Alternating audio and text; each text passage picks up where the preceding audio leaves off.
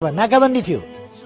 म प्रधानमन्त्री भएर नाकाबन्दी खोलाएको 3 हप्ता अगाडिदेखि नाकाबन्दी थियो, तराई बन्द थियो। त्यस्तो अवस्थामा म प्रधानमन्त्री भएर मैले भारतसँग कुरा गरेर नाकाबन्दी खोलाएको। फेरि नाकाबन्दी नखुलाउनका निम्ति नेपालीहरू नै हामीले नाकाबन्दी लगाएका हौँ, हामी बस्या हौँ, सिमानामा तमासा यो सबै थियो नि। नाकाबन्दीलाई यो बाटो छेकिनु त राम्रो भएन भन्न नसक्ने, चुलो बलेको छैन, मेरो चुलो बलेन राम्रो भएन भन्न नसक्ने निरीह भक्तिभाव पनि त देखियो नि।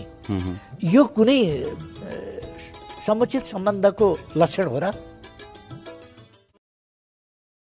म त्यो पार्टीको अध्यक्ष हुँ जसले 1 महिनाभित्र अहिले पनि धेरै ठाउँमा यसो गोला परेका घरहरू, अस्थायी बनाएका घरहरूको चित्र आउँछ। यस्तै अस्थायी टहरामा बसिया छ भनेर त्यो मेरो पार्टीले बनाएर दिएका घरहरू, ती आवासहरू 27,276 वटा त्यति बेला अस्थायी आवास निर्माण गरेर हस्तान्तरण गर्ने, अस्थायी आवास हस्तान्तरण गर्ने पार्टी मेरो, जसमा आज पनि ती जनता बसिरहेका छन्। मेरो पार्टीले सरकारी तवरमा होइन 1 महिनाभित्र बडा गर्वका साथ